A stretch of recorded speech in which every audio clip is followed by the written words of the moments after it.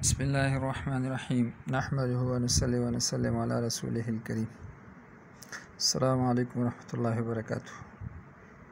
میرے محترم معزز سامعین کرام اور میرے ہم وطن ساتھیوں، آج جس موضوع پر بات کرنے کے لیے دل چاہا تو اس موضوع جو ہے کا نام جشن آزادی ہم کیسے منائیں۔ اکثر ساتھی پوچھتے ہیں، کسی کو پتہ بھی نہیں ہوتا کہ جشن آزادی ہم کیوں مناتے ہیں۔ تو جس کو پتہ ہوتا ہے کہ جشن آزادی ہم کیوں مناتے ہیں تو وہ اس کی شرعی حیثیت کا پتہ کرتے ہیں، تو پوچھتے ہیں کہ جی اس کی شرعی حیثیت کیا ہے، اس کو ہم کیسے منائیں، ٹھیک ہے نا جی۔ تو ان دو باتوں کو سمجھنے سے پہلے اس بات کو سمجھنا چاہیے کہ ملک ہمیں کیسے ملا اور کیوں ملا۔ یہ دو سوالات اس کے ساتھ متعلق ہیں۔ تو آج اس دو سوالات کو ہم حل کرنے کی کوشش کریں گے اپنے علم کے مطابق، اپنے تاریخ کے مطابق، ٹھیک ہے نا جی۔ پہلا سوال کہ یہ ملک ہمیں کیسے ملا، تو معزز سامعین اس بات کو ذہن میں رکھیں کہ سن 1947 سے پہلے اس خطے کو اس وقت جتنے بھی مسلمان تھے، جتنے بھی کافر تھے، چاہے ہندو کمیونٹی ہو، چاہے یہودی ہو، عیسائی ہو، دنیا کے سب انسانان اس کو بر صغیر پاک و ہند کہتے تھے۔ اس کو بر صغیر پاک و ہند کہا جاتا تھا، جس میں بہت سے کمیونٹی کے لوگ رہتے تھے، ٹھیک ہے نا۔ تو ایک دور ایسا آیا کہ برطانیہ نے آ کر یہاں پر اپنے ڈیرے جمائے اور اپنے علاوہ سب کو، ہندو، سکھ، مسلمان، سب کو غلام بنایا اور اپنا وہاں کا کلچر یہاں آ کر لے کر اس پر مسلط کیا اور طرح طرح کے مظالم، سختیاں ڈالے جاتے تھے۔ اب ان سے اپنے آپ کو نکالنا تھا، اس غلامی سے، ٹھیک ہے نا جی، اس غلامی سے نکالنا تھا، اس کلچر سے نکلنا تھا۔ اب اس وقت کے جو سب سے پہلے ان انگریزوں کے خلاف جہاد کا اعلان کیا، انگریزوں کے خلاف تحریک شروع کی وہ تھے اور آواز اٹھائی تو وہ علماء کرام تھے، جو اس وقت کے گاؤں دیوبند میں ایک مدرسے کی بنیاد رکھی گئی تھی سن 1857 کی جنگ آزادی کے بعد۔ تو سن 1900 تک تو وہ ایک تحریک چلا رہے تھے، مگر وہ ایک خفیہ تحریک تھی جس کو کسی کو بھی پتہ نہیں تھا، انگریز کو پتہ نہیں تھا، کسی کو پتہ نہیں تھا، اور خفیہ ایک تحریک چل رہی تھی۔ جب مسلمان اکٹھے ہوئے، اور اس تحریک کی سرپرستی کون کرتے؟ شیخ الہند رحمہ اللہ کر رہے تھے۔ جب مسلمان اکٹھے ہوئے سن 1900 میں، پھر منظر عام پر یہ تحریک سامنے آ گئی کہ ایک بہت بڑا مجمع جلسے کی شکل میں مقرر ہوا اور یہ جلسہ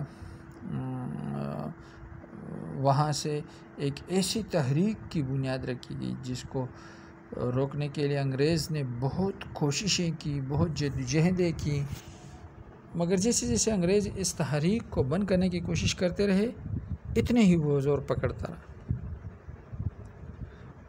اور اس بات کو آپ سمجھیں کہ تاریخ گواہ اس بات کی کہ وہ دن بھی آیا جب مسلمانوں میں ایک لیڈر پیدا ہوا، اس تحریک کی بدولت، اس تحریک کی محنت سے، علماء کی اس قربانیوں سے، علماء کی اس شہادتوں سے، علماء کے اس تکالیف اٹھانے سے ایک لیڈر پیدا ہوا جس کو دنیا قائد اعظم محمد علی جناح کے نام سے یاد کرتے ہیں، اور اس نے اب مسلمانوں کو ایک علیحدہ ملک، علیحدہ رہن سہن ہونا چاہیے، ٹھیک ہے نا، مسلمانوں کو بتایا کہ تم ایک علیحدہ قوم ہو، ٹھیک ہے نا جی، تم ایک علیحدہ قوم ہو، ٹھیک ہے، اور تمہارا رہن سہن، تمہارا مذہب، تمہارا کھانا پینا، یہ سب علیحدہ ہے، ٹھیک ہے نا جی۔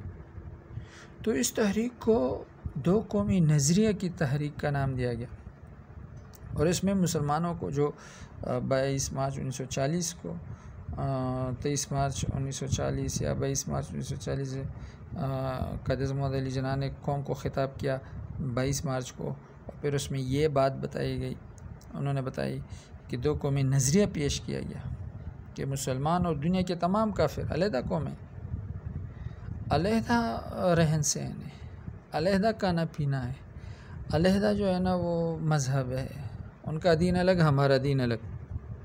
تو آخرکار یہ تحریک چلی، آخرکار لاکھوں علماء، لاکھوں مسلمانوں کی شہادتیں اور اس کی قربانیاں رنگ لے آئیں، اور 14 اگست 1947 کو مسلمانوں کو ایک عظیم ملک ملا، جس کا نام پاکستان رکھا گیا، اور قائد اعظم محمد علی جناح نے اس بات کو واضح کیا کہ اس میں مسلمان ایک ایسے طریقے سے زندگی بسر کریں گے جو اسلامی اصول کے مطابق ہو۔ تو اس طریقے سے ہمیں ملک حاصل ہوا۔ اب دوسرے سوال کی طرف آتے ہیں کہ یہ ہمیں کیوں ملا؟ تو وہ قائد اعظم محمد علی جناح کی اس تقریر سے ہم اس بات کو سمجھ سکتے ہیں کہ ہندو اور مسلمان علیحدہ علیحدہ قومیں ہیں، ان کے مذہب الگ، رہن سہن الگ، کھانا پینا الگ، عبادت کا طریقہ الگ، تو پھر کیوں یہ ایک رہے؟ تو مسلمان کو اپنے علیحدہ ایک ملک میں رہ کر اسلامی اصولوں کے مطابق زندگی گزار سکے، جس میں نہ کوئی روک ٹوک ہو، نہ کوئی رکاوٹ ہو، ٹھیک ہے نا جی۔ تو یہ بات اس وجہ سے اس ملک میں ایک نعرہ بنایا گیا، ٹھیک ہے نا جی، اس ملک میں ایک نعرہ بنایا گیا کہ پاکستان کا مطلب کیا؟ لا الہ الا اللہ، جس میں بتایا گیا۔ تو یہ پاکستان کا مطلب کیا؟ لا الہ، یہ نعرہ 2 قومی نظریے کے تحت یہ بنایا گیا، جس میں بتایا گیا کہ اس میں قرآن اور سنت نبوی کا بیان کردہ اصول کے مطابق مسلمان اپنی آزادی سے، مسلمان اپنی خوشی سے اور بغیر کسی روک ٹوک کے زندگی گزار کر سکے۔ تو اس نظریے کی بنیاد ہمیں پاکستان ملا، ٹھیک ہے نا جی۔ اب آتے ہیں یہ دوسرے سوال کی دوسرے جز، جو دوسرا جز ہے، جس میں 2 سوال شروع، جو ہمارا مقصد اس ویڈیو بنانے کی۔ ایک ہے جشن آزادی ہم کیوں مناتے ہیں؟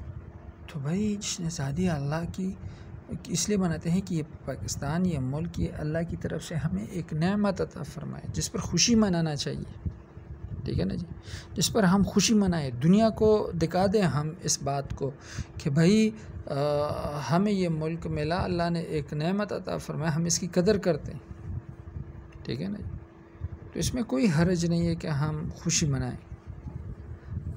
اب دوسرا سوال کہ بھئی اس کی شرعی حیثیت کیا ہے؟ تو شرعی حیثیت اس کی ایسی ہے کہ اس جائز ہے، علماء اس کو جائز بتاتے ہیں، مگر لیکن ایک حد تک منانا چاہیے، ٹھیک ہے نا جی۔ اگر مطلب ہے کہ اس میں شرعی حدود کی پابندی ہو تب یہ منانا جائز ہے، ٹھیک ہے نا جی۔ یہ کوئی عبادت نہیں ہے جس کو ہم عبادت کے طور پر مناتے ہیں، یہ خوشی ہے، دنیا کو دکھانا ہے کہ ہمارا ملک ہے اور ہم اس پر خوش ہیں، اس میں ہمیں کوئی تکلیف نہیں، اس میں ہمیں کوئی پریشانی، اس لیے ہم اس کو مناتے ہیں۔ مگر ایک شرعی حدود کے اندر اگر اس میں غیر شرعی چیزیں ہوں تو پھر یہ منانا جائز نہیں ہوگا۔ اس میں مطلب ہے کہ ناچ گانا، عورتوں اور مردوں کا اختلاط ہونا، ٹھیک ہے نہیں، شراب کا دور چلنا، ڈانس وغیرہ کی پارٹیاں ہونا اور اسراف کا ہونا، ٹھیک ہے نا جی، سارے غیر شرعی چیزیں ہیں۔ نوجوان لڑکوں لڑکیوں کا آپس میں اختلاط ہونا، ڈانس کرنا، یہ ساری غیر شرعی چیزیں ہیں، ٹھیک ہے نا جی۔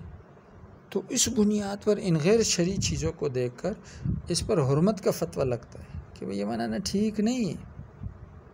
ہمارے اکابر بھی مناتے ہیں جشن آزادی، ہمارے بڑے اکابر ہیں وہ بھی مناتے ہیں جشن آزادی۔ تو جشن آزادی منانا شرعاً کوئی برا فعل نہیں ہے، مگر اس میں جو افعال ہوتے ہیں جو غیر شرعی ہوتے ہیں تو اس کی وجہ سے پھر علماء اس کی مخالفت کرتے ہیں کہ بھئی ٹھیک ہے، اللہ نے ایک نعمت دی ہے تو اس نعمت کا شکریہ بھی شرعی اصول کے مطابق ہونا چاہیے نا۔ اب شرعی اصول کیا ہے؟ شرعی اصول ہے کہ ایک نعمت مل گئی، اس کے شکرانے کے اندر 2 رکعت نفل ہونے چاہیے۔ اب پورا ملک کے ٹھیک ہے نا جی. تو کہیں کہیں جا کر کوئی ایک ہوگا جو 2 رکعت نفل شکرانے کے ادا کرے گا، اللہ کا شکر ادا کرے گا. اور یہ دن ہمیں سکھاتا ہے کہ یہ پاکستان لا الہ الا اللہ کی بنیاد پر بنا، تو لا الہ الا اللہ کے قانون کے مطابق زندگی گزار. تو جو پچھلا سال گزرا، جو 70 سال گزرے، ٹھیک ہے نا جی، تو اس میں جو ہم نے غلطیاں کی ہیں اس غلطیوں کو نہ دہرائیں، اس گناہوں کو نہ دہرائیں. جو گناہ ہم نے کیے ہیں اس کو نہ دہرائیں. جو غلطیاں ہم نے کی ہیں یہ نعمت ہم سے چھین بھی سکتی ہے، کیونکہ اللہ قرآن میں فرماتے ہیں لَإِن شَكَرْتُمْ لَأَزِيدَنَّكُمْ، اگر تم نے شکر ادا کیا تو پھر میں اس نعمت میں تمہارا اضافہ کروں گا. اگر تم نے ناشکری کی تو پھر میں اس نعمت کو ختم نہیں، بلکہ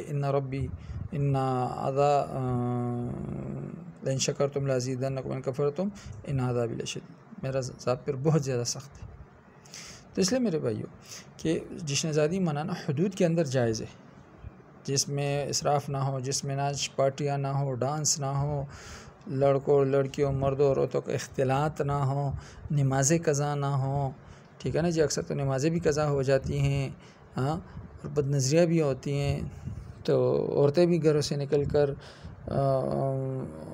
ایسے لباس میں آتی ہیں کہ مردوں کو اپنے توجہ کرنے کا ذریعہ بنتا ہے. لہذا ان چیزوں سے بچ کر اگر ہم اسلامی حدود کے مطابق اور اس کو سنت اور اس کو فرض اور اس کو واجب جان کر نہ کیا جائے اور اسلامی اصول کے مطابق اس کو کیا جائے اور ایک تہوار کے طور پر اس کو کیا جائے اور ایک خوشی کے طور پر اس کو منایا جائے، تو بالکل شریعت کے اس اندر یہ جائز ہے.